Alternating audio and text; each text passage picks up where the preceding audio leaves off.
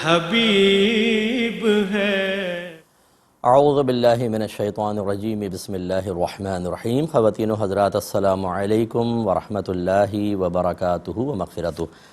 Programme احکام شریعت اور فقہ حنفی سے متعلقہ مسائل کے ساتھ ایک دفعہ پھر حاضر ہیں۔ ایک بھائی نے کویسچن کیا تھا کہ کیا ماں باپ کے پیر دھو کر پینا جائز ہے؟ ایک صاحب ہر فیسٹیول پر اپنے ماں باپ کے پیر دھو کر وہ پانی پیتے ہیں، کیا حکم شرع ہوگا؟ دیکھیں، یہ محاورتاً جو کہا جاتا ہے نا، یہ حقیقتاً ایسی چیزیں اختیار کرنا صحیح نہیں ہوتا ہے۔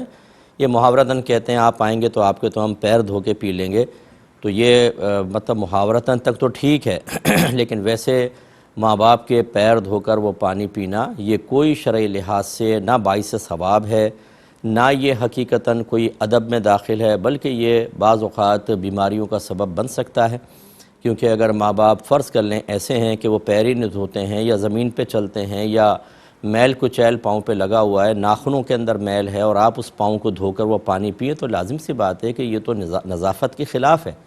ہاں، میرے آقا صلی اللہ علیہ وسلم ایک ایسی ہستی ہیں کہ سر تا پا اللہ تعالیٰ نے آپ کو پاک اور طاہر مطہر فرمایا تھا، لہذا جب آپ وضو فرماتے تو صحابہ کرام علیہم الرضوان آپ کے جسم اقدس سے لگ کر گرنے والے پانی کو اپنے ہاتھوں پر لیتے اور اپنے جسم پر مل لیا کرتے تھے۔ لیکن آپ کے علاوہ کسی کے لیے صحیح نہیں ہے، یہ جائز نہیں ہے، کیونکہ ہمارے جسم سے جو پانی لگ کر گرتا ہے وہ مستعمل ہوتا ہے، نجاست حکمیہ کے ساتھ نکلتا ہے، اور پھر ظاہری کوئی نجاست ہو یا ظاہری طور پر کوئی مٹی وغیرہ موجود ہو تو اور زیادہ مسئلہ۔ تو بہرحال یہ شرعاً صحیح نہیں ہے، ایسا ہرگز نہیں کرنا چاہیے۔ اور اگر ماں باپ کا ادب اور احترام ظاہر کرنا ہی ہو تو اس کے لیے پھر یہ طریقہ نہیں ہے، اس کا طریقہ یہ ہے کہ ماں باپ کی اطاعت کریں، فرما برداری کریں۔ اگر خدا نخواستہ ماں باپ کسی گناہ کے اندر مبتلا ہیں تو پوری جان لڑا دیں کہ ان کا ادب اور احترام بھی ملحوظ رہے اور وہ اس گناہ اور خطا سے رک بھی جائیں۔ یہ ایک نبی کریم نے فرمایا کہ مظلوم کی مدد کرو اور ظالم کی مدد بھی کرو۔ تو صحابہ نے پوچھا رسول اللہ ظالم کی مدد کیسے کریں؟ مظلوم کی مدد تو سمجھ میں آتی ہے۔ فرمایا اس کا ہاتھ روک کر، یعنی اسے گناہ سے روک کر اس کی مدد کرو۔ اسی طریقے سے اپنے ماں باپ کے لیے ثواب جاریہ کریں، ایصال ثواب کریں، اگر وہ فوت ہو جائیں تو ان کے لیے دعائے بخشش و مغفرت کریں۔ یہ ہیں ادب اور احترام کے طریقے۔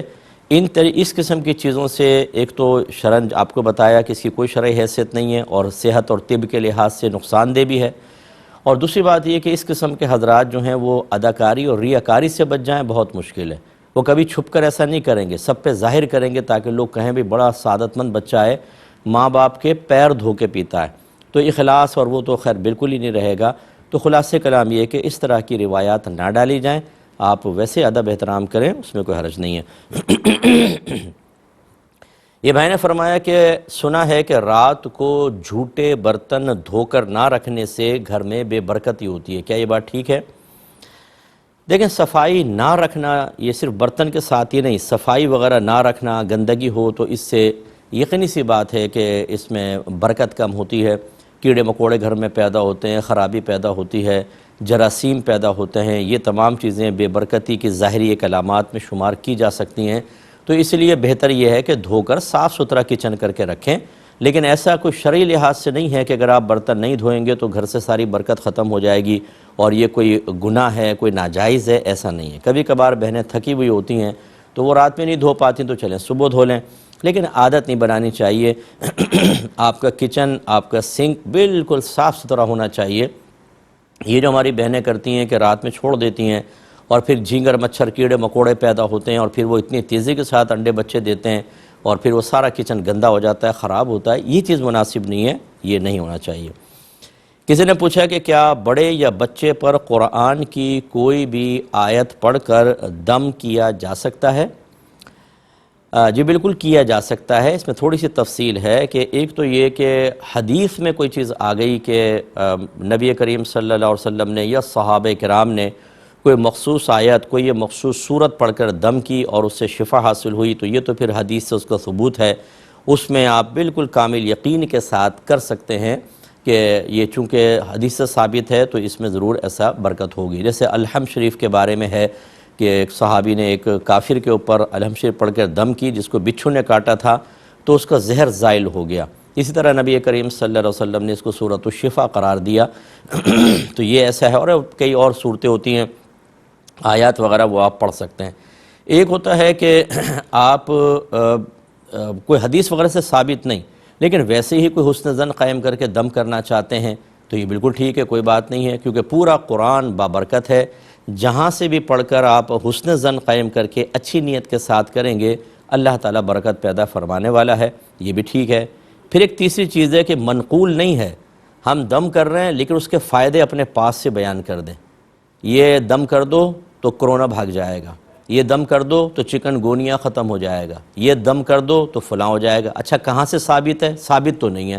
یہ جو اپنے پاس سے خود ساختہ فضائل وضع کر کے اور پھر آیات یا احادیث کے ساتھ اس کو منسوب کر کے بیان کرتے ہیں، اس سے خرابی پیدا ہو سکتی ہے کہ آپ نے ہو سکتا ہے کہ اپنے حسن ظن کے تحت ایک بات کہی اور آگے چل کر پھر یہ حدیث بن جائے، کیونکہ لوگوں کا یہ معاملہ ہے، وہ حدیث میں آیا ہے کہ یہ کریں گے تو یہ اس طرح ہو جائے گا، اور یہ باقاعدہ پوسٹیں آپ دیکھیں گے، جب کرونا بہت زیادہ تھا تو پوسٹیں نکال دی تھیں کہ کرونا کا شرط یا علاج، نبی کریم نے یہ ارشاد فرمایا، حالانکہ اس زمانے میں کرونا تھا ہی نہیں، تو پھر کیسے اس کے بارے میں یہ آیات نازل ہو سکتی ہیں یا نبی کریم صلی اللہ علیہ وسلم کا فرمان ہو سکتا ہے؟ تو پھر یہ خرابی ہو سکتی ہے، تو اپنے پاس سے فضائل نہ بنائیں، ویسے آپ قرآن پاک جہاں سے بھی پڑھ کر دم کریں گے انشاءاللہ اللہ تعالیٰ اس میں برکت عطا فرمائے گا۔ ایک بھائی نے کویسچن کیا تھا کہ کیا نابالغ بچے کے ہاتھ سے لیے ہوئے پانی سے وضو نہیں ہو سکتا؟ دیکھیں دو چیزیں ہوتی ہیں سوری، ایک تو یہ ہے کہ آپ کا پانی ہے اور نابالغ بچہ آپ کو لا کر دے دیتا ہے کہ جی آپ وضو وغیرہ کر لیں، اس میں تو کوئی مسئلہ نہیں ہے، تو آپ کا پانی ہے، اس میں کوئی پرابلم نہیں ہے۔ جیسے حضرت ابن عباس رضی اللہ تعالی عنہ نے حالت صغر میں ہی نبی کریم صلی اللہ علیہ وسلم کو وضو کا پانی دیا، تو یہ حسن ظن یہی ہے کہ وہ سرکار کا پانی تھا، وہ لا کر دے دیا۔ اور دوسری صورت یہ ہوتی ہے کہ آپ کا پانی نہیں ہے بلکہ نابالغ نے کسی ایسی جگہ سے پانی بھرا کہ جہاں سے جو بھی پانی بھر لے اس کا مالک ہو جاتا ہے، جیسے سبیلیں وغیرہ ہوتی ہیں یا کوئی نہر وغیرہ ہوتی ہے گاؤں کے اندر، جو بھر لے پانی وہ اسی کا ہو جاتا ہے۔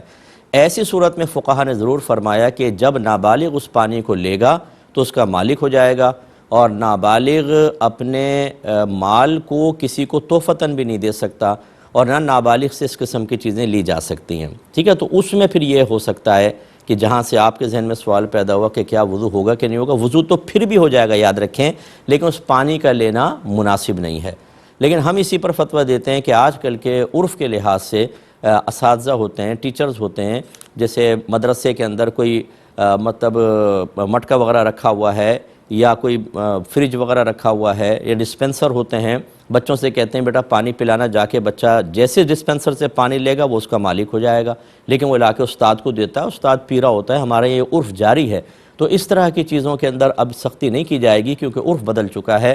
اگر نابالغ فرض کر لیں کہ کنواں باہر رفع عامہ کے لیے اور استاد کہتا ہے بیٹا وہاں سے پانی لانا، میں نے وضو کرنا ہے، اور بچے اس پانی کو نکالتے ہیں تو لازم بات ہے وہ بچے مالک ہوں گے، لیکن چونکہ ہمارے عرف جاری ہے اس لیے استاد کا منگانا شرعاً صحیح ہے، اور اس سے وضو تو میں نے پہلے ہی کہا کہ اگر شرعاً منع بھی ہوتا پھر بھی وضو پہ تو کوئی فرق نہ پڑتا، وضو ہو جاتا ہے، کیونکہ وضو کے لیے جب آپ نے پانی استعمال کیا تو پانی اعضائے وضو کو دھو دے تو بس وضو ہو گیا، حتیٰ کہ معاذ اللہ ثم معاذ اللہ اگر کوئی پانی چوری کر کے وضو کرے گا نا، وضو پھر بھی ہو جائے گا، لیکن پانی چوری کرنا پھر اس پانی کو استعمال کرنا یہ شرعاً ضرور گناہ کا کام ہوگا، لیکن وضو پر اس سے کوئی فرق نہیں پڑے گا۔ تو امید ہے کہ آپ بات سمجھے ہوں گے۔ ایک کالر ہمارے ساتھ ہیں، السلام علیکم۔ وعلیکم السلام ورحمۃ اللہ وبرکاتہ۔ جی فرمائیے۔ جی مفتی صاحب آواز آ رہی ہے؟ جی جی آ رہی ہے، بولیے۔ اچھا، تو میرا کوشچن یہ ہے کہ میری ہمسائی ہے، اس نے ہاتھوں میں کچھ زیور پہنا ہوا تھا، ہاتھ میں؟ کانوں میں بھی۔ اچھا ٹھیک ہے، کانوں میں بھی، ہاتھوں میں بھی، یعنی بازو میں کنگن وغیرہ۔ ٹھیک ہے ٹھیک ہے۔ تو اس نے جو ہے یہ بولا کہ سب بہن بھائی بیٹھے ہوئے تھے تو اس نے کہا یہ میرے مرنے کے بعد مسجد میں دے دینا، ٹھیک ہے، لیکن زندگی میں اسے ضرورت پڑ گیا اور اس نے کسی نے کہا کہ اس طرح نہیں کہتے، اگر کہتے ہیں تو پھر لازمی دینا پڑتا ہے۔ ٹھیک ہے، تو پھر اس نے جو ہے وہ ضرورت پڑ گیا، اس نے استعمال کر لیا، اب وہ جو ہے تھوڑے تھوڑے پیسے کا کہ جتنے کا بکا تھا اتنے اتنے پیسے جمع کر کے مسجد میں دے رہی ہے، ٹھیک تو اس کا صحیح شرعی حکم کیا ہوگا؟ چلیں میں بتاتا ہوں، ٹھیک ہے۔ ایک اور کالر ہیں، السلام علیکم۔ وعلیکم السلام جی. جی فرمائیے. وعلیکم السلام. بہن بولیے, آپ کی آواز آ رہی مجھے ہے. اپنے شوہر کے بارے میں بات کرنی ہے. جی بالکل وہ یہ کہ مختصر میرے بات شوہر کیجیے کی گا, زمین مختصر, ہے ٹھیک ہے, بہن اور فرمائیں. اس کی نا بہنیں کہتے ہیں کہ اب ہم حصہ لینا چاہتے ہیں. میری ایک بیٹی ہے, مطلب کہ ان کو نا اب 9 ماہ ہو گئے ہیں فوت ہوئے ہوئے. جی تو وہ اب اس کی بہنیں کہتی ہیں کہ ہم نا اپنے بھائی سے حصہ, 5 بھائی ہیں اور کسی سے نہیں کہہ رہی, اور اس سے کہہ دیا کہ ہم حصہ لیں گے. برابر کی زمین مطلب کہ ان کے باپ نے ان کو دی تھی, 14 سال پہلے دی تھی. یعنی آپ کے اس کے شوہر حساب کو آپ کے سسر نے وہ زمین مالک بنا دیا تھا کہ زندگی میں؟ جی مالک بنا دیا تھا. بس ٹھیک ٹھیک, میں بتاتا ہوں انشاءاللہ. میں عرض کرتا ہوں انشاءاللہ. یہ کویسچن کیا کہ ہمسائی ہے, اس نے یہ مطلب اپنے بہن بھائیوں کو جمع کر کے وصیت کر دی کہ جب میں مر جاؤں تو میرا یہ گولڈ مسجد کے اندر دے دینا. تو اب ضرورت پڑ گئی ہے زندگی کے اندر, اس نے اس کو سیل کر دیا, اور لیکن کسی نے کہا کہ جب تم نے کہہ دیا تو اب تو دینا ہی ہوگا. تو وہ آہستہ آہستہ تھوڑا تھوڑا پیسہ جمع کر کے مسجد میں دے رہی ہے. دیکھیں پہلی بات تو یہ کہ اگر وہ یہ کہہ کے چلی جاتی ہیں کہ یہ گولڈ مسجد میں دے دینا, وصیت کر جاتی اور ان کا انتقال ہو جاتا, تو مالی وصیت جو ہے یاد رکھیں وہ 1/3 میں جاری ہوتی ہے. یعنی ان کا جتنا بھی ان خاتون کا مال تھا اس کو سب کو جمع کیا جائے گا. جیسے سونا ہے تو اس کی مالیت معلوم کر لی جائے گی, چاندی اور دیگر جو مال ہے, پھر اس کے 1/3 کے اندر اگر یہ سونا چاندی جو انہوں نے کہا تھا کہ مسجد کو دے دینا, اگر اس کا 1/3 بن رہا ہے تو ٹھیک ہے, یہ دے دیا جائے گا. اگر 1/3 سے زیادہ بن رہا ہے تو پھر زائد جو ہے وہ وارثوں کے پاس آئے گا, صرف 1/3 ہی دیں گے. اور اگر یہ 1/3 سے کم بن رہا ہے تو کوئی مسئلہ نہیں ہے, کیونکہ 1/3 تک یعنی تہائی حصے تک وصیت جاری ہو سکتی ہے, تو پھر تو ٹھیک تھا. لیکن جب یہ زندگی میں ہی ان کو ضرورت پڑ گئی تو یاد رکھیں کہ اگر انہوں نے گولڈ خرچ کر دیا تھا تو اب ان کو مسجد میں دینے کا کوئی یعنی لازم نہیں ہے مسجد میں. انہوں نے کوئی اللہ منت نہیں مانی تھی, انہوں نے تو ایک وصیت کا اظہار کیا تھا. لہٰذا اب اگر یہ مسجد میں نہ بھی دیں تھوڑا تھوڑا پیسہ تو کوئی حرج نہیں ہے, اور اگر دینا چاہیں تو غیر لازم سمجھے بغیر دینا چاہیں تو ٹھیک ہے, وہ تو صدقہ ہے, اچھی بات ہے, ان کے لیے ثواب جاریہ ہو سکتا ہے اگر صحیح یوز کیا جائے تو. لیکن بہرحال وصیت کرنے کے بعد اگر ہم اس مال کو استعمال کر لیتے ہیں تو وصیت کرنے سے وہ مال کسی جگہ پر دے دینا لازم نہیں ہو جاتا ہے. تو اس لیے یہ تفصیل ذہن میں رکھیں. ایک مختصر سا بریک لیں گے, ہمیں یقین ہے آپ ہمارے ساتھ ہی رہیں گے. بسم اللہ الرحمن الرحیم. کچھ کالرز ہیں, پہلے کال لیتے ہیں. السلام علیکم. وعلیکم السلام. جی بہن. مفتی صاحب, ایک فیملی ہماری وہاں باہر رہتی ہے امریکہ میں, وہ کسی ریسٹورینٹ میں جاتے ہیں نان مسلم, تو وہ کہتے ہیں ہم وہ جو وہاں کا گوشت یا مرغی کا کھاتے ہیں بسم اللہ پڑھ کے کھا لیتے ہیں, تو یہ تو مطلب جائز ہے کیونکہ وہ تو جھٹکے کا ان کا ہوتا ہے. دوسرا وہ مشینوں سے جو ہے وہ کاٹتے ہیں مسلم بھی اور نان مسلم بھی, تو وہ گوشت بھی صحیح ہے کھانا یا نہیں, یہ آپ سے پوچھنا تھا. چلیں میں بتاتا ہوں. ایک اور کالر ہیں. السلام علیکم. وعلیکم السلام مفتی صاحب. جی میرا سوال یہ ہے مفتی صاحب کہ اگر اہلیہ جو ہے زبان دراز ہے بہت زیادہ, تو اچھا. وہ یہودی کہتی ہے جی کے بغیر بغیر قصور ہو تب بھی یہ تو لفظ نہیں کہنا چاہیے, یہودی کہتا ہے اور وہ کہتی ہے کہ منافق اعلیٰ, تو اس پہ شریعت کیا لاگو ہوگا اس پہ اوپر؟ ٹھیک ہے, میں عرض کرتا ہوں انشاءاللہ. بڑی مہربانی. میں عرض کرتا ہوں. یہ بہن نے کویسچن کیا تھا کہ ان کے ہسبینڈ فوت ہو گئے ہیں, اللہ تعالیٰ ان کی بخشش و مغفرت فرمائے. تو کہتی ہیں میری ایک ہی بیٹی ہے اور میرے شوہر کو ان کے والد نے یعنی ان بہن کے سسر نے کچھ زمینیں اپنی زندگی میں توفتاً دے دی تھیں. تو اب جو شوہر کی سسٹرز ہیں وہ مطالبہ کر رہی ہیں کہ ان زمینوں سے ہمیں بھی حصہ دیا جائے, جبکہ اور ان کے 5 بھائی بھی ہیں, ان سے مطالبہ نہیں کر رہی, صرف میرے شوہر کے بارے میں کہتی ہیں کہ ان کی زمینیں ہمیں بھی دی جائیں, کیا حکم شرع ہوگا؟ دیکھیں اگر واقعی معاملہ ایسا ہے کہ آپ کے سسر نے اپنی زندگی میں وہ زمینیں آپ کے شوہر کے نام کر دی تھیں یعنی توفتاً دے دی تھیں, اور مکمل تصرف کا اختیار بھی دے دیا تھا کہ آپ کے شوہر چاہیں تو ان کو بیچیں, کسی کو تحفے میں دیں, انہیں ٹھیکے کے اوپر دیں, اس طرح کا اگر کلی اختیار دے دیا تھا تو وہ زمینیں آپ کے سسر کی ملکیت سے نکل کر آپ کے ہسبینڈ کی ملکیت میں داخل ہو گئیں. اور جب ایسا ہو گیا تو آپ کے سسر کا وہ مال وراثت رہا نہیں. اب آپ کے شوہر فوت ہوئے تو پھر شوہر کی جو وراثت ہے اس وراثت کے اعتبار سے الگ مسئلہ ہے کہ وہ تقسیم ہوگا, لیکن سسر کی وراثت کے اعتبار سے آپ کے جو بچوں کی پھپھیاں ہیں ان کا حق نہیں بنے گا. ٹھیک ہے, اب شوہر کے اعتبار سے الگ مسئلہ ہے. لیکن اگر وہ سسر کے اعتبار سے کہہ رہی ہیں کہ ہمارے والد صاحب کے تھا تو اس کے دیا جائے تو یہ ٹھیک نہیں ہوگا۔ تو خلاصہ کلام یہ ہے کہ وہ آپ کے شوہر کی ملک تھی، شوہر کی وراثت کے اعتبار سے حصہ بن سکتا ہے، لیکن اس اعتبار سے کہنا کہ یہ میرے والد صاحب کی ہیں تو جتنا شوہر کو حصہ ملا تو بہنوں کو نصف ملتا ہے، اس اعتبار سے ہمیں نصف زمین دی جائے، یہ ان کا مطالبہ ٹھیک نہیں ہے۔ یہ بھائی نے کویسچن کیا کہ بہن نے فرمایا کہ ایک فیملی ہے یو ایس اے میں، وہ غیر مسلم کے ہوٹلز میں جا کر اور ایسا کوئی گوشت جس کے بارے میں کنفرم پتہ ہے کہ یہ مشینی ذبیحہ سے یہ جانور ذبح ہوا ہے، اسے وہ کھا لیتے ہیں بسم اللہ الرحمن الرحیم پڑھ کر، کیا حکم شرع ہوگا؟ دیکھیں، یاد رکھیے کہ اگر غیر مسلم کہتا ہے کہ یہ گوشت چاہے حلال ہے طیب ہے، اس کے قول کا اعتبار نہیں ہوگا اور وہ حرام رہے گا۔ اسی طریقے سے اگر غیر مسلم کو ذبح کرتا ہے اور غیر مسلم سے مراد کتابی نہ ہو، عیسائی اور یہودی، اور وہ بسم اللہ الرحمن الرحیم پڑھے بغیر اس کو ذبح کرے گا، تو یعنی اگر یہودی یا عیسائی نہ ہو، چاہے بسم اللہ پڑھ کر ذبح کرے، جیسے آتش پرست اور بت پرست وغیرہ ہے، وہ جانور حرام ہوگا، اور یہودی عیسائی اگر بغیر بسم اللہ الرحمن الرحیم پڑھے ذبح کر دیں گے، اللہ کا نام ذکر نہ کریں، تب بھی حرام ہوگا۔ اور اب جو ہے وہ جو مطلب اہل کتاب جو پہلے کہلاتے تھے، اب وہ اہل کتاب نہیں ہیں، عقیدے کے اعتبار سے بہت تغیر اور بگاڑ پیدا ہو چکا ہے، اور یہ بارہا ہم نے آپ کو سمجھایا کہ اب مسلمانوں کی حالت یہ ہے کہ بیسک اگر آپ قرآن کے بارے میں، حدیث کے بارے میں، فقہ کے بارے میں کویسچن کر لیں، ہمارا مسلمان نہیں جانتا، حالانکہ ہمارا مذہب کامل، اسلام بالکل مکمل تعلیمات فراہم کرتا ہے، قرآن موجود ہے، نبی کریم صلی اللہ علیہ وسلم کی احادیث کا جمع کا اہتمام کیا گیا، ذخیرہ حدیث بھی موجود، تب ہمارے علم کا عالم یہ ہے۔ اور دیگر مذاہب کے جہاں پر نبی کی تعلیمی محفوظ نہیں ہے، کتابوں میں تغیر اور تصرف کر لیا گیا، تو ان کے ایمانیات کا عالم کیا ہوگا؟ تو اس لیے یہ ذبیحہ بہرحال ناجائز کہلائے گا، یہ گوشت بالکل کھانا حرام ہوگا۔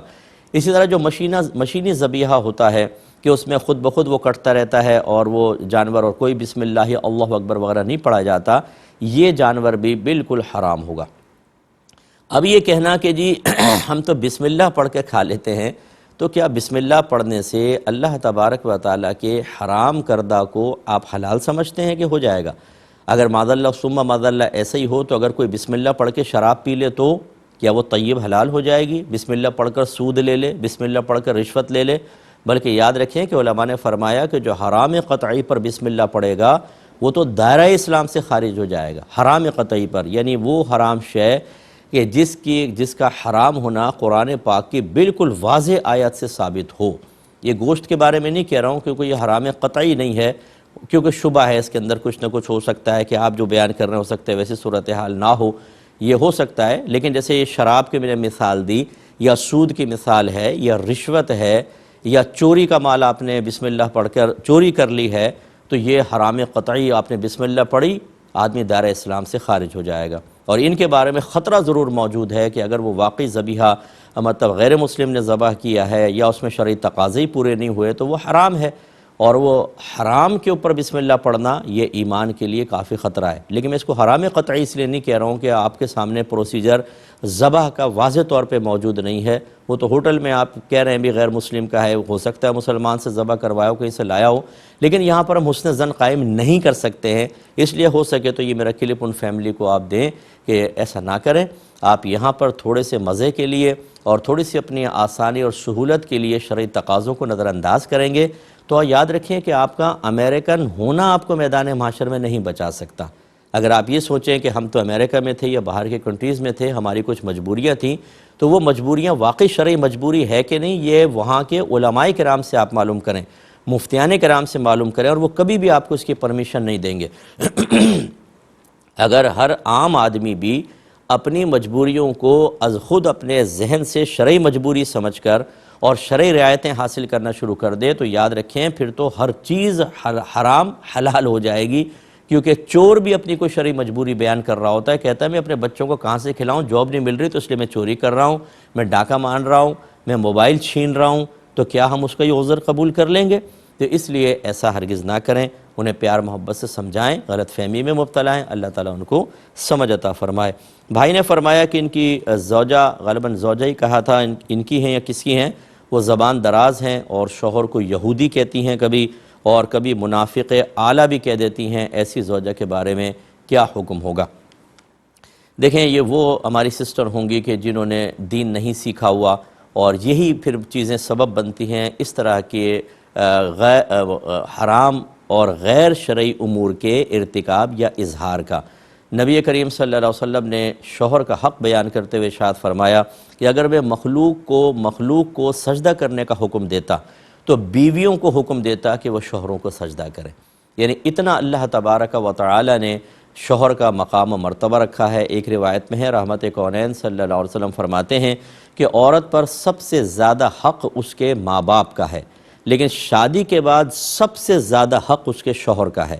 یعنی آپ اندازہ کریں کہ مذہب اسلام کی تعلیم یہ ہے کہ شادی کے بعد ماں باپ کا حق پیچھے ہو جاتا ہے، جس نے پال پوس کے بچی کو جوان کیا، پھر اس کی شادی کی، اور کتنی قرآن میں ماں باپ کی تلقینات ہیں، لیکن حدیث یہ کہہ رہی ہے، مذہب یہ کہہ رہا ہے کہ شادی کے بعد شوہر کا حق ماں باپ سے بھی زیادہ ہو جاتا ہے، اور ایسے زیادہ حق والے کو گالیاں بکنا، انہیں برا بھلا کہنا، کیونکہ یہ گالیاں ہیں، یہ کتنا برا ہوگا۔ رحمت کونین صلی اللہ علیہ وسلم نے یہ بخاری کی روایت ایک دفعہ عورتیں تشریف فرما تھیں، عورتوں کا گروہ تھا، سرکار نے فرمایا عورتوں تم کثرت سے صدقہ کیا کرو کیونکہ میں نے تم میں سے اکثر کو جہنم میں دیکھا ہے۔ تو پوچھا گیا کہ یا رسول اللہ صلی اللہ علیہ وسلم کس سبب سے؟ آپ نے ارشاد فرمایا کہ ناشکری اور احسان فراموشی کی وجہ سے۔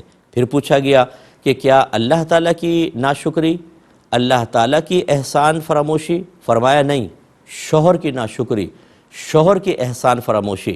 اور پھر سرکار صلی اللہ علیہ وسلم نے فرمایا کہ بعض اوقات ایک شوہر اپنی بیوی کے ساتھ ایک عرصہ دراز تک اچھا سلوک کرتا رہتا ہے، لیکن پھر وہ اس سے کوئی ناگوار چیز دیکھتی ہے تو کہتی ہے کہ ما رأیت منکا خیرا قط، کہ میں نے تجھ سے کبھی کوئی بھلائی نہیں دیکھی۔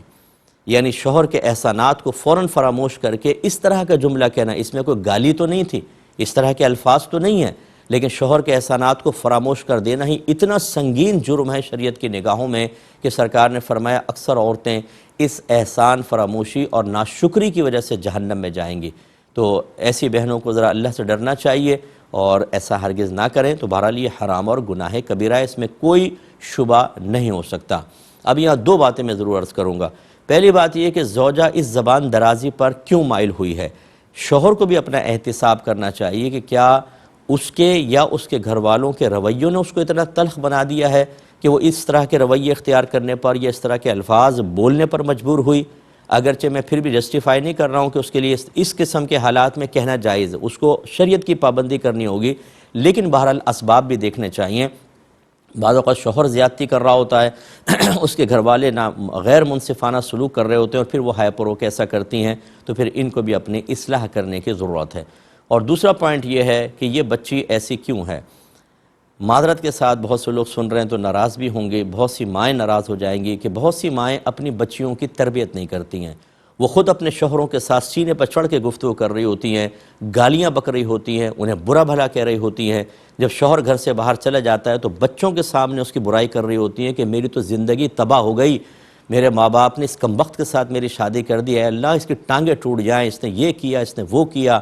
اور پھر شوہر سے بدتمیزیاں، اس کے سامنے زبان چلانا اور دیگر چیزیں بچیاں وہ سیکھ رہی ہوتی ہیں، پھر وہ اپنے گھر میں جاتی ہیں اور اسی طرح کرتی ہیں۔ نہ بچیوں کو شوہر کے حق اور نہ اس کے احترام کے بارے میں بتایا، بلکہ خود پریکٹیکل کر کے بچیوں کو شوہر کے خلاف دلیر کر کے گھر سے نکالا۔ اب آ کر بچی اگر ایسا کر رہی ہے تو اس میں ماں باپ کی تربیت کا بھی شدید، یعنی عدم تربیت کا شدید دخل ہے، تو ایسے ماں باپ بھی انتہائی قابل گرفت ہوں گے اور ان کی آخرت میں شدید گرفت ہوگی۔ ہاں اگر ماں باپ نے ادب سکھایا، احترام سکھایا، دینی تعلیم بھی سکھائی، بچی نے تربیت قبول نہ کی اور اس قسم کا رویہ اختیار کیا تو انشاءاللہ ماں باپ بری ذمہ ہیں۔ یہ میں ان ماں باپ کی خصوصاً ماؤں کے بارے میں گزارش کر رہا ہوں جو اپنی بچیوں کو خود یہ سب چیزیں سکھا رہی ہوتی ہیں، جھوٹ یہ سکھاتی ہیں، ان کے سامنے غیبت چغلیاں کر کے انہیں اس پر اور دلیر کر رہی ہوتی ہیں، پھر اپنے شوہر سے بدتمیزی کرتی ہیں، اپنی ساس کے ساتھ یا نندوں کے ساتھ بعض اوقات نامناسب رویہ اختیار کرتی ہیں۔ جو بچیاں دیکھ رہی ہوتی ہیں ان کی آبزرویشن یہی ہوتی ہے کہ پھر اس طرح کے معاملات میں ایسا کرنا ہے۔ اور ایک بڑی کسر جو ہے وہ ہمارے یہ جو مطلب ڈرامے وغیرہ لوگ دیکھتے ہیں ان میں بعض اوقات ایسے کردار دکھائے جاتے ہیں جس سے بچیاں سیکھ رہی ہوتی ہیں، لیکن ماں باپ ان کو روکتے نہیں ہیں۔ اگر وہ دیکھ بھی رہی ہیں تو ان کی اصلاح نہیں کرتے کہ یہ غلط چیز ہے، اس کو تم نے اختیار نہیں کرنا ہے، وہ سب تو پھر یہ اس طرح کے نتائج نکلتے ہیں۔ بہرحال جس کا قصور ہے وہ اپنے قصور کو سمجھے، جس کی تربیت کی کمی ہے وہ اپنے قصور کو سمجھ کر اس کا تدارک کرنے کی کوشش کرے۔ اور میری ایسی جو بہنیں، جرأت مند بہنیں جو اپنے شوہر کو کچھ نہیں سمجھتی، کہتی ہیں میں بالکل پرواہ نہیں کرتی ہوں، میری بہنوں آپ کو پرواہ کرنی ہوگی۔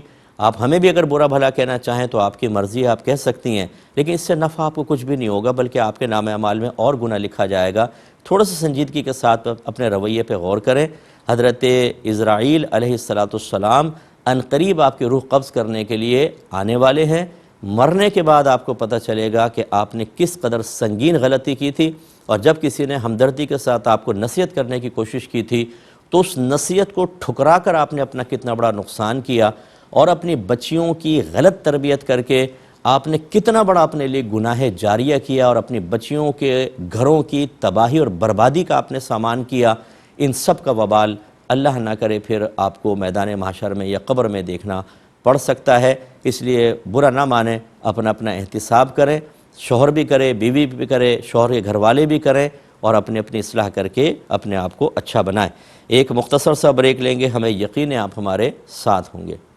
بسم اللہ الرحمن الرحیم۔ ایک بھائی نے کویسچن کیا تھا کہ ہمارے پڑوس میں ایک صاحب رہتے ہیں جن کا بیٹا 12 سال کا ہے اور بیٹی 9 سال کی ہے۔ وہ صاحب ان بچوں کی پیشانی پر، ناک پر اور لپس کے اوپر پیار کرتے ہیں، کیا ان کا ایسا کرنا شرعاً جائز ہے کہ ناجائز؟ دیکھیں، لپس پر پیار کرنا تو چاہے بیٹا ہو وہ بھی شرعاً صحیح نہیں ہے، یہ معیوب ہے، اچھا نہیں ہے۔ بیٹے کے چہرے پہ پیار کر سکتا ہے باپ، اگر ابھی 12 سال کا ہے، چھوٹا ہی لگتا ہے بچہ، سر پہ بھی پیار کر سکتے ہیں۔ اور لیکن جو بیٹی کا معاملہ ہے یہ بہت ہی سینسٹیو معاملہ ہے۔ بچی کے لپس پہ اگر وہ پیار کریں گے، کیونکہ 9 سال کی بچی کے بالغہ ہونے کے امکانات ہیں، اور اگر بالغہ نہ بھی ہو تو یہ مشتہات کہلاتی ہیں۔ ایسی بچی کے جس کو دیکھ کر کسی کے دل میں برا خیال آ سکتا ہے، یعنی اس کے قریب ہونے کا خیال آ سکتا ہے، تو اس بچی کو مشتہات کہا جاتا ہے۔ اور ایسی بچی کے اگر لپس کے اوپر باپ بھی پیار کرے گا تو حرمت مصاہرت کے امکانات ہیں، یعنی بیوی ہمیشہ کے لیے حرام ہو سکتی ہے۔ میں بہت ہی محتاط الفاظ میں یہ باتیں ذکر کر رہا ہوں، لیکن یاد رکھیں کہ یہ حرمت مصاہرت کا مسئلہ ہوتا ہے۔ حرمت کا معنی حرام ہونا، مصاہرت کا مطلب سسرالی رشتے، یعنی سسرالی رشتوں کی وجہ سے بعض اوقات حرمت پیدا ہوتی ہے، وہ اس قسم کے امور میں پیدا ہو سکتی ہے۔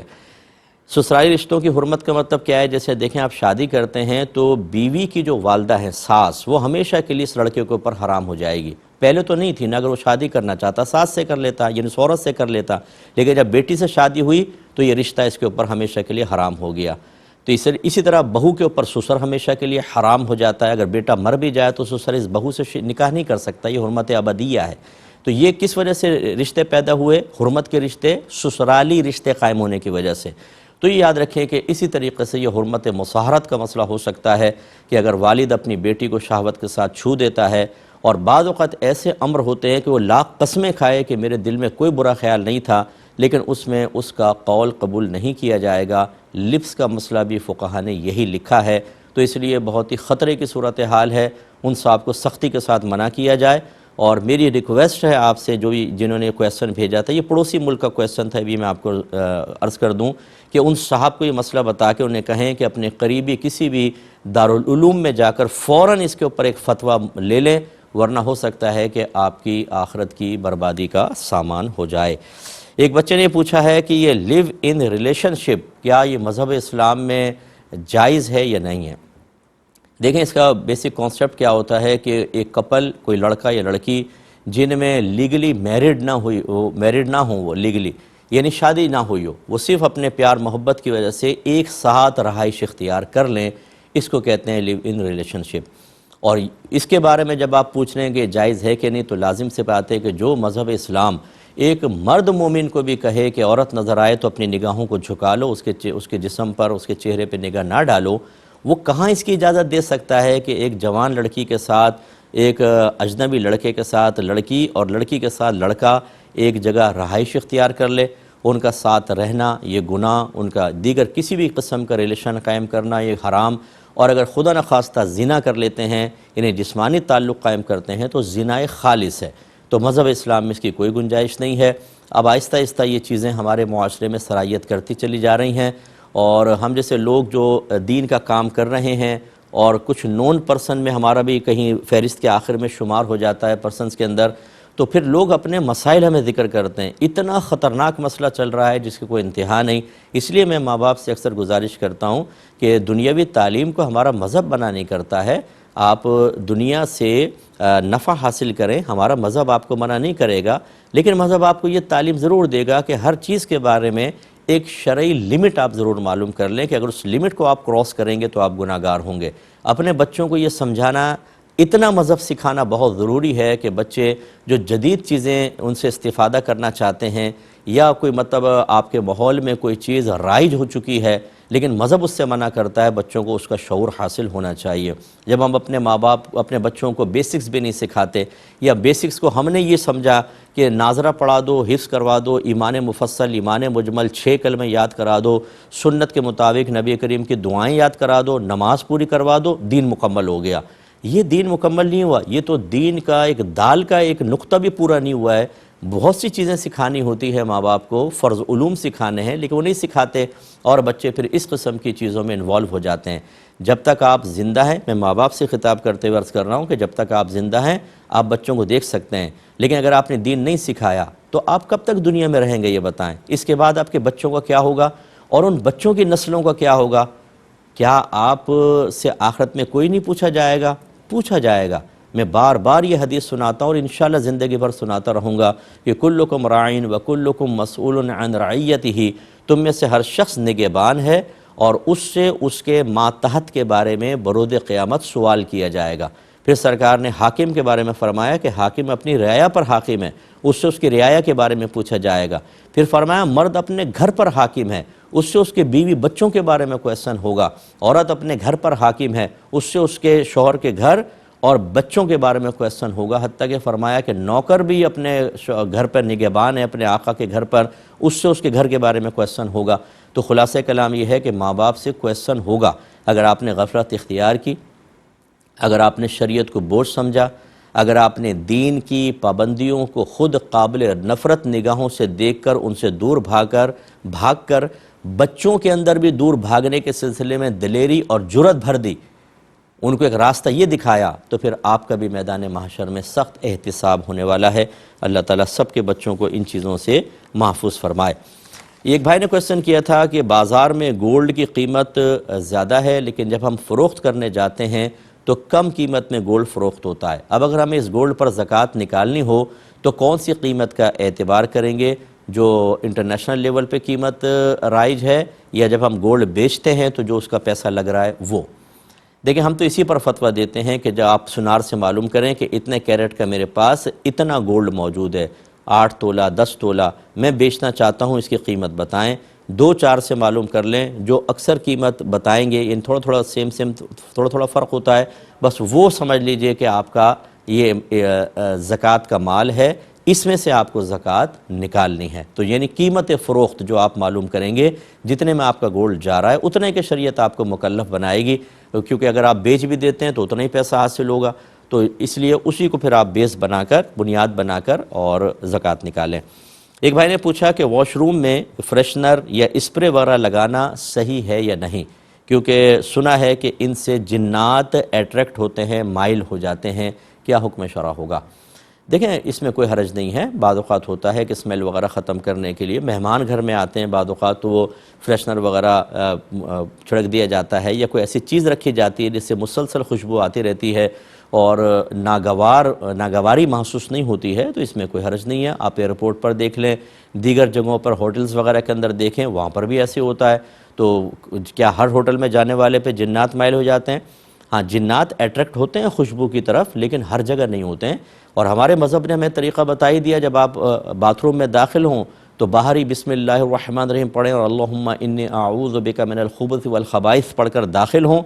جنات کے درمیان پردہ آ جائے گا، کوئی مسئلہ نہیں ہوگا، تو اس میں کوئی حرج نہیں ہے. ٹھیک ہے؟ اور ایسا نہیں ہوتا کہ جہاں پر خوشبو ہوگی جنات ضرور آئیں گے، ورنہ پھر واش روم کا ہی کیوں؟ آپ اگر ویسے ہی اسپرے سینٹ لگاتے ہیں کسی شادی بیاہ میں جانے کے لیے تو جنات تو جب خوشبو پہ اٹریکٹ ہو رہے ہیں نا، نہ کہ واش روم کے اندر خوشبو پر اٹریکٹ ہوں گے، وہ تو خوشبو پر ہوں گے، تو پھر باہر بھی ہو سکتے ہیں آپ کی طرف، خوشبو لگانے چھوڑ دیں. تو اس لیے اس قسم کے وسوسوں سے آپ دور رہیے. ایک پوسٹ مجھے کسی نے بھیجی، اس میں ایک مضمون تھا، پوچھا مصطفی یہ صحیح ہے کہ نہیں؟ پوسٹ پہ یہ لکھا تھا کہ میری خواہش ہے کہ میری موت ماں کی گود میں ہو تاکہ فرشتے بھی سوچیں کہ اسے کہاں لے جائیں، یہ تو مرا ہی جنت میں ہے۔ کیا یہ بات صحیح ہے یا غلط؟ دیکھیں، یہ بیمار اور کمزور اور علم سے خالی ذہنوں کی پیداوار ہوتی ہے کہ وہ اس قسم کے جملے لکھ کر، اس قسم کی باتیں لکھ کر عام لوگوں کے درمیان عام کرتے ہیں۔ اور بڑی معذرت کے ساتھ پھر میں یہ جملہ کہوں گا کہ ہمارے وہ قلوب جو قرآن کی باتوں کو تسلیم کرنے کے لیے تیار نہیں ہیں، ان کا اثر لینے کے لیے تیار نہیں ہیں، علماء کی تقاریر، ان کے بیانات سے اثر نہیں پیدا ہوتا، حدیثیں پڑھتے ہیں اثر پیدا نہیں ہوتا، ان چیزوں سے فوراً متاثر ہو جاتے ہیں۔ جیسے پچھلے دنوں میں نے ایک اور بھی آپ کو بتایا تھا کہ اپنے ہر بہن کو چاہیے کہ اپنے بھائی سے اچھی طرح مل لے، کیونکہ مرنے کے بعد پھر قیامت تک بھائی بہن آپس میں نہیں مل سکیں گے، یعنی روحیں آپس میں نہیں مل سکیں گی۔ اور نیچے لکھا تھا اس چیز نے میرے دل کو ہلا کر رکھ دیا، مجھے رنجیدہ کر دیا، اور وہ پھر وہ ایموجی وغیرہ بنا دی وہ آنسو نکالنے والی۔ اب جو اس کو دیکھ رہا ہے آگے فارورڈ کر رہا ہے، بہنیں پریشان ہونے نے مجھ سے پوچھنا شروع کر دیا کہ مفتی صاحب کے مرنے کے بعد ہمارے بھائی پھر ہم کبھی ملاقات نہیں ہو سکتی ان سے قیامت تک۔ تو یہ صورتحال وہ بھی غلط اور یہ بھی بالکل غلط ہے۔ اس میں خرابی کیا ہے کہ یہ تو آپ نے روایت سنی ہوگی کہ ماں کے قدموں تلے جنت ہے، لیکن ماں کی گود میں جنت ہے، اور جو ماں کی گود میں مرے گا وہ جنت میں مر گیا گویا، یہ تو کہیں روایت میں موجود نہیں۔ پھر فرشتے جب اللہ تعالیٰ کی طرف سے آئیں گے تو کیا وہ بالکل کچھ نہیں جانتے؟ ان کو تو سب کچھ دے کر بھیجا جاتا ہے۔ فرشتے وہی کرتے ہیں کہ جو انہیں حکم دیا جاتا ہے۔ اب فرشتہ آ کے وہ، یعنی فرشتوں کو پتہ ہی نہیں تھا وہ ماں کی گود میں مرا ہوا ہے، اب وہ کہاں لے کر جائیں بھئی، یہ تو پہلے جنت میں مرا ہوا ہے، تو جنت تو ثابت ہی نہیں ہے، پھر وہ فرشتے ایسا کیوں کہیں گے؟ اور کیا فرشتوں کو پتہ ہی نہیں ہے بالکل کہ اس کی روح کو کہاں لے کے جانا ہے، معذب روح ہے یا یہ انعام یافتہ روح ہے؟ یہ فرشتوں کی ایک معذاللہ ثم معذاللہ کم علمی یا جہالت کی طرف اشارہ۔ خلاصہ کلام یہ ہے کہ اس قسم کی چیزیں بنانے والے اپنی آخرت کی بربادی کا سامان کر رہے ہوتے ہیں۔ یہ جتنا فارورڈ ہوتا جائے گا اتنا اس شخص کے اوپر وبال طاری ہوتا رہے گا، اور آپ اس میں حصے دار نہ بنیں کہ اس کی طرف سے آپ تک آیا اور اس کے بعد جتنے تک آپ جائے گا اس کا وبال آپ پر، پھر آپ سب کا اس کے اوپر۔ اس لیے اس سے بالکل اجتناب کریں۔ اللہ تعالی ہمیں سمجھ کے توفیق عطا فرمائے۔ میری گزارش ہے، پروگرام کے وقت تقریباً ختم ہو رہا ہے، ہم رخصت چاہیں گے، اس پروگرام کو آپ بھی دیکھیں، دوسروں کو دیکھنے کی ترغیب دیں۔ یہ یوٹیوب پہ پروگرام ڈل جاتا ہے، دوسروں کو کہیں کہ وہ بھی دیکھیں، ایک آدمی بھی مسئلے سیکھ لے گا یا کوئی نصیحت حاصل کر لے گا تو آپ کے لیے ثواب جاریہ ہو سکتا ہے۔ اللہ تعالی ہمیں عمل کی توفیق عطا فرمائے، آمین۔ وآخر دعوانا ان الحمدللہ رب العالمین۔